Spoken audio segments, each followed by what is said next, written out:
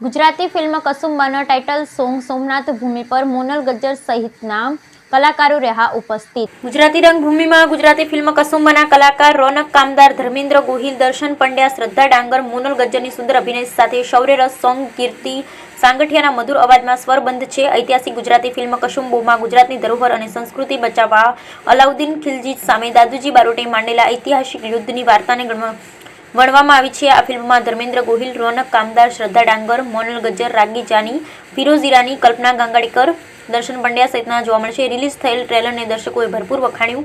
હવે ફિલ્મનું title song release કરવામાં આવ્યું છે। સોમનાથની પાવન ભૂમિમાં મહાદેવની સાક્ષીમાં સોંગના રિલીઝ પ્રસંગે મોનલ ગજ્જર આ અવસરે આ ફિલ્મ વિશે જણાવેલ કે 16 ફેબ્રુઆરીએ સિનેમાઘરમાં રિલીઝ થવા માટે તૈયાર છે। આ સોંગ પોતાના રિલીઝ સાથે વીરતાનો રસ પીરસે છે।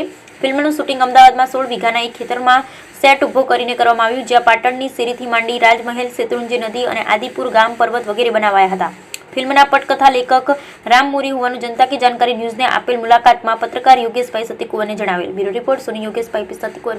શ્રદ્ધા ડાંગર અને હું અને મારી આખી કસુંબોની ટીમ આજે અમે સોમનાથના દર્શને આવ્યા છે અને દર્શન કર્યા બાદ સૌ પ્રથમ આ પાવન ધરતી પર અમે અમારું ટાઇટલ સોંગ રિલીઝ કર્યું છે, જે હજુ સુધી બીજે ક્યાંય રિલીઝ નથી થયું અને અમે આજથી અહીંયા પ્રમોશન સ્ટાર્ટ કર્યા છે। ખાસ કરીને આ ફિલ્મમાં નવું શું છે? જૂના પિક્ચરો તો જોયા બધાએ, નવું શું છે આમાં? નવું એ છે કે આપણો આ ગુજરાતની ધરતી પર ઇતિહાસ ઘણો લાંબો અને ઘણો મોટો છે, બધાને ખબર છે। તો સૌરાષ્ટ્રની ધરતી પર ઘણો બધો ઇતિહાસ છે, પણ ઘણીવાર એવું હોય ને કે પાનામાં છુપાઈ ગયેલો હોય, બધા લોકો સુધી ના પહોંચ્યો હોય।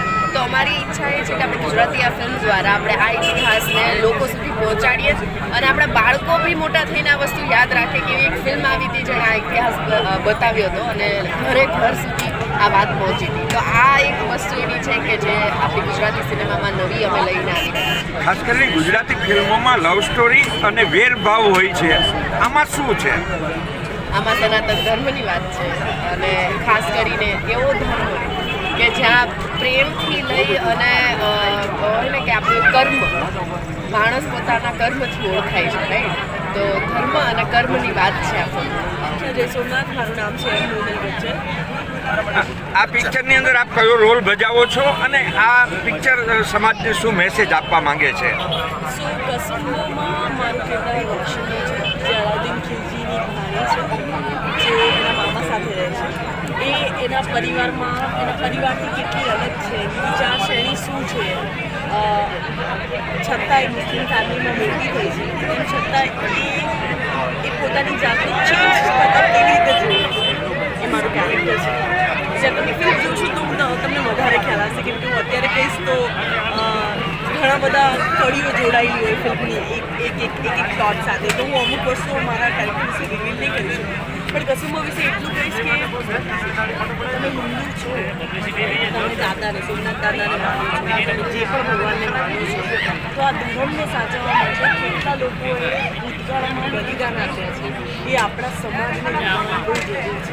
આપણી આવનારી પેઢીને કે આપણો ધર્મ શું છે અને આપણે કેમ ભગવાનને પૂજીએ છીએ અને ભગવાન આપણા માટે શું છે અને શું